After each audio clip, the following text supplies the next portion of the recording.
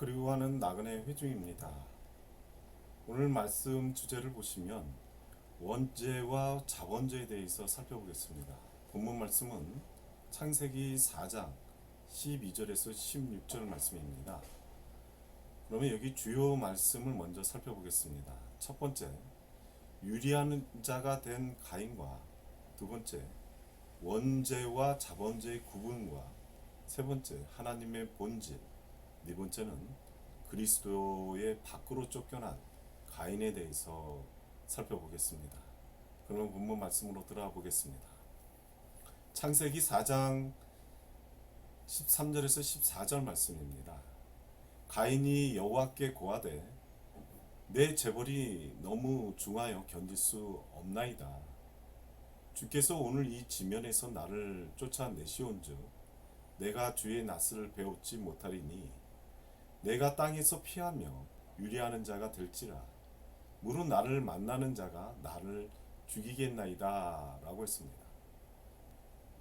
이 말씀에 내 죄벌이 너무 중하여 견딜 수 없나이다 라고 가인이 하나님께 고백을 하는데, 죄벌이 무엇을 말하는 것입니까? 그러면 성서에 말하는 이 죄가 무엇인가요? 이 세상을 살아가는 것이 가장 큰 죄가 되는 것인데, 내 재벌이 중하다고 하는 말 속에는 모든 기복자들을 함축해서 보여주는 것입니다. 우리 모두 인간들은 누구나 출생할 때부터 원죄라는 죄를 지고 출생한 죄인이라 하는데, 그렇게 말하는 이유가 무엇입니까? 이 죄인이라는 이유를 알기 위해서는 하나님께서 인간의 맨 처음 조상인 아담을 어떻게 창조하셨는가부터 자세히 살펴보아야 하므로, 그 점을 명확하게 이해하지 못한다면 성경 해석에 있어서 난해한 마음을 소유하게 될 것입니다. 많은 사람들은 성서를 보고 이해하는 마음의 첫 단추를 잘못 끼고 있다는 것입니다.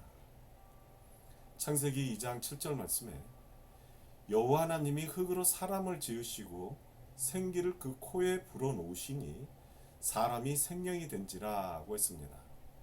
여기 흙으로 사람을 지으시고 라고 했는데, 원어는 흙이 아니라 아파르라고 되어 있습니다. 우리말로 흙으로 사람을 지으시고 라는 이 번역이 잘못되어 있다는 것입니다. 아파르라는 원어의 뜻을 보자면 우리 눈에 보이지 않는 원자 또는 원소를 말하는 뜻의 근원을 찾아보면 우프 혹은 오프에서 유래된 어휘로서 날다 또는 날아가 버리다, 사라지다 라는 이런 뜻에서 말에서 파생된 것입니다. 그러므로 이 아파르로 지으신 사람 속에 영이요 생명이신 하나님의 형상을 불어넣으신 것입니다. 여기 생기라고 한 이 기능, 기운 또는 힘, 에너지를 말하는 것입니다. 그러나 창세기 2장 7절에 생기라는 이 말은 생명력 또는 생혼이라고 하는 영체의 에너지를 말하는 것입니다. 그 생혼, 곧 생명력을 아파로로 지은 영체 속에 불어넣으시니 무엇이 되었다고 하였습니까? 산 육체가 되었다고 하지 않고 생영, 곧 산 영체가 되었다고 했습니다. 그 생기, 곧 생명의 혼을 육체 속에 불어넣으셨으면 산 육체가 되었을 테지만 영체 속에 불어넣으셨으니 산 영체가 되었습니다. 창세기 2장 7절에서 생명이 된지라고 한 이 생명은 히브리어 원어로 보자면 하이도베라고 하는 것입니다. 히브리어로 하이라는 것은 살아있는 것, 산 것, 그런 뜻이고, 도베는 능력이라는 뜻입니다. 그러니까 생명이 되었다는 이 말은 생명의 능력이 되었다는 말입니다. 창세기 4장 24절 말씀에 하나님은 영이시니 예배하는 자가 신령과 진정으로 예배할지니라 라고 했습니다.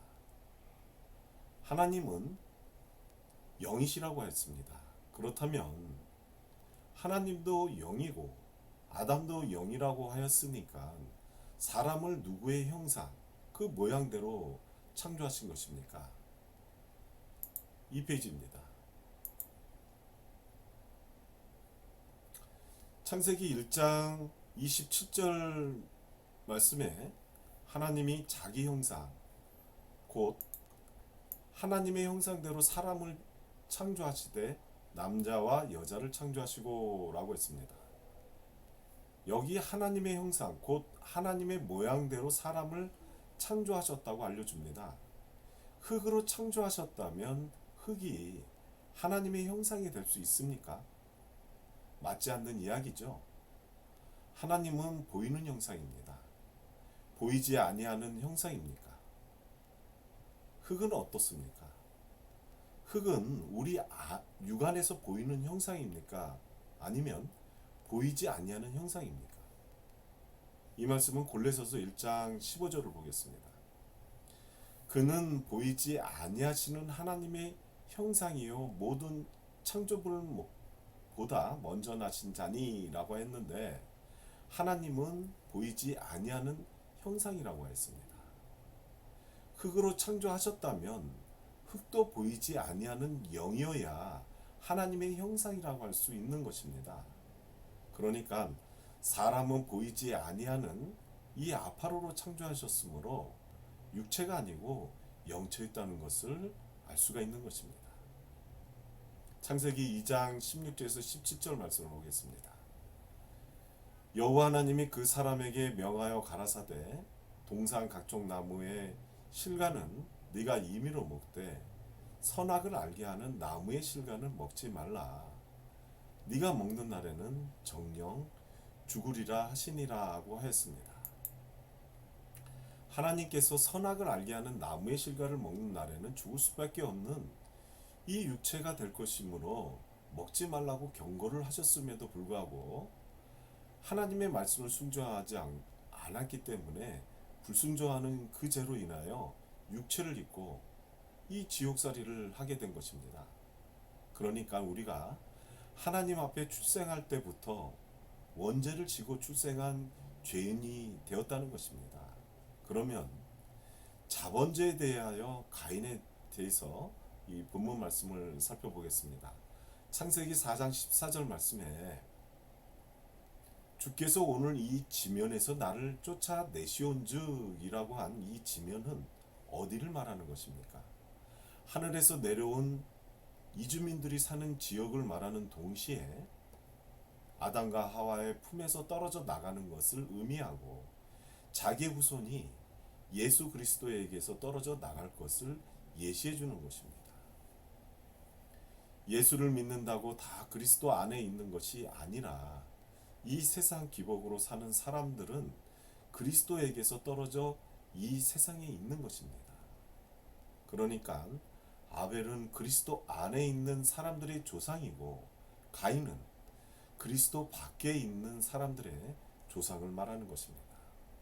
창세기 6장 1절에서 2절 말씀에 사람이 땅 위에 번성하기 시작할 때 그들에게서 딸들이 나니 하나님의 아들들이 사람의 딸들의 아름다움을 보고 자기들이 좋아하는 모든 자로 아내를 삼는지라 하고 했습니다.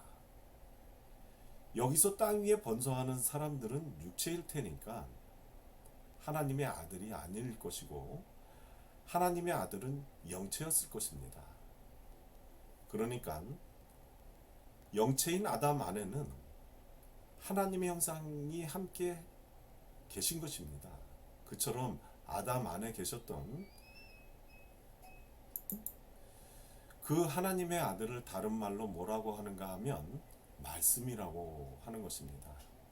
요한복음 1장 1절 말씀에 태초에 말씀이 계시니라. 이 말씀이 하나님과 함께 계셨으니 이 말씀은 곧 하나님이시니라. 이 말씀이 어디에 계셨다고 하였습니까? 태초에 계셨다고 하였습니다. 그러면 여기 태초는 히브리어로 레시트라고 하는데요.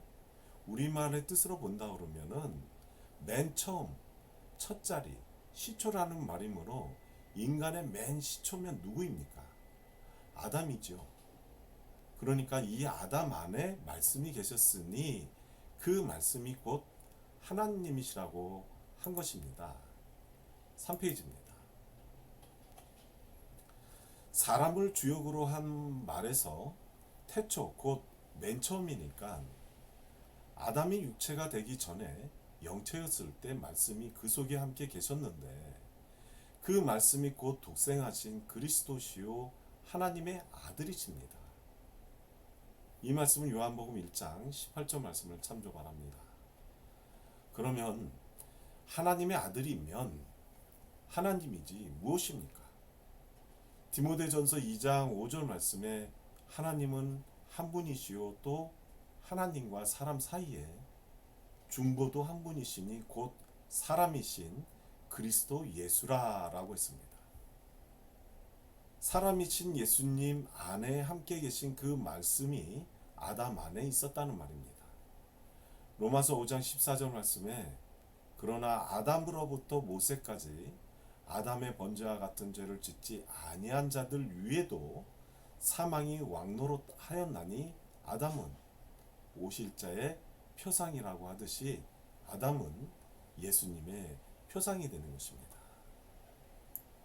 여기 본문 4장 창세기 4장 14절에 내가 땅에서 피하여 유리하는 자가 될지라고 하였는데 그리스도에게서 떨어져 나가서 기복신앙인들이 됨으로써 영생을 얻지 못하고 영적 진리를 피해 다니며 방황할 것을 예시해 주는 것입니다.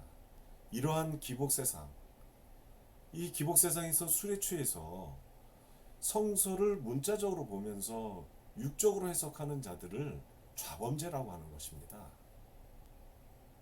태초 하나님께서 자기 형상, 곧 하나님의 형상대로 남자와 여자를 창조하신 창세기 1장 27절의 사람이 1장 25절에 갖가지 종류대로 창조하신 이 짐승들 중에 가장 강교한 뱀들과 짝짓기를 해서 생육하고 번성한 것이 이 땅의 원주민을 말하는 것입니다. 그러면 우리가 출생할 때부터 원죄를 알고 하늘 본향을 그리워하는 아벨의 후손들처럼 그 희생적인 정신, 그 대속적인 정신으로 우리가 살아가는 것을 예수님의 마음, 예수님의 정신, 예수님의 본능 또는 예수님의 본질이라고 할 수가 있는 하나님의 본질을 말하는 것입니다. 그러면 여기 하나님의 본질에 대해서 살펴보겠습니다. 요한일서 4장 8절 말씀을 보겠습니다. 사랑하지 아니하는 자는 하나님을 알지 못하나니 이는 하나님은 사랑이심이니라고 했습니다. 맞습니다. 하나님은 사랑이십니다. 하나님께서 인간들의 원죄와 자범죄를 구원하는 그런 관점에서, 즉 구속사적에서 보자면 이 사랑은 곧 나그네 정신을 말하는 것입니다. 인간적 관점에서 사랑은 내게 있는 모든 것으로 어려운 사람들 구하고 남을 위해 내 몸을 희생하는 것이 온전한 사랑이지만 하나님의 구속사적 관점에서, 즉 하나님이 우리를 구원하시는 그런 관점에서 본다면 온전한 사랑은 그런 것이 아니라는 것입니다. 4페이지입니다. 요한일서 2장 5절 말씀을 보겠습니다. 누구든지 그의 말씀을 지키는 자는 하나님의 사랑이 참으로 그 속에서 온전케 되나니 이로써 우리가 저 안에 있는 줄을 아노라고 하셨습니다. 누구든지 예수님의 말씀을 지키는 자는 그 속에 하나님의 사랑이 온전케 된다고 하였습니다. 그러면 예수님의 말씀 중에 유일한 계명이 사랑하라는 말씀인데 그 사랑이 어떻게 나그네 정신인지 우리가 이해하는 것이 아주 중요한 것입니다. 요한일서 2장 15절에서 17절 말씀을 보겠습니다. 이 세상이나 세상에 있는 것을 사랑치 말라. 누구든지 세상을 사랑하면 아버지의 사랑이 그 속에 있지 아니하니 이는 세상에 있는 모든 것이 육신의 정욕과 안목의 정욕과 이생의 자랑이니 다 아버지께로 쫓아온 것이 아니요 세상으로 쫓아온 것이라. 이 세상도 그 정욕도 지나가되 오직 하나님의 뜻을 행하는 이는 영원히 거하니라 라고 했습니다. 여기에서 오직 하나님의 뜻을 행하는 이는 영원히 살라고 하였는데 하나님의 뜻이 무엇입니까? 하나님께서 아담과 하와를 이 땅에서 쫓아 보내신 뜻이 무엇입니까? 짐승들이 사는 땅에 가서 거기서 영원히 살라고 보내셨습니까? 그런 뜻이 아닙니다. 이 기복 세상의 땅에 가서, 즉 지옥에 가서 짐승과 같은 이 육체, 이 죄를 벗어버리고 깨끗한 몸으로 다시 아버지 곁으로 돌아오라는 것이 아버지의 뜻입니다. 하늘 본향을 까맣게 잊어버리고 이 세상이나 세상에 있는 것들을 사랑하며 세상에 도취되어 아버지가 기다리셨던지 말던지 아랑곳하지도 않고 세상에 주저앉아 버리는 것입니다. 이것이 아버지의 뜻대로 행하는 것입니까? 그런 자들의 마침, 그런 결과는 무엇이라고 하였습니까? 이 말씀은 빌립보서 3장 19절에 있습니다. 저희의 마침은 멸망이요 저희의 신은 배요 그 영광은 저희의 부끄러움에 있고 땅의 일을 생각하는 자라라고 했습니다. 일구월심 기다리고 계시는 아버지 곁에 돌아갈 생각을 하지 않고 이 세상에서 잘 먹고 잘 살아보자고 하는 그런 생각으로 내 배를 쉰이 하듯 그 가인의 후손은 짐승보다 더욱 저주를 받아 배로 다니고 종신토록 흙을 먹으며 7배 표를 받는 자들을 마침 결말의 멸망이라고 한 것입니다. 그럼 이것으로 원죄와 자범죄에 대해서 말씀을 마치겠습니다. 이 말씀의 동영상의 테스트 글을 보고자 하시는 분들은 네이버에 겐 성경이라고 하는 블로그를 치시면은 원죄와 자범죄를 검색을 하시면은 테스트를 바로 볼 수가 있습니다. 청취해 주셔서 고맙습니다.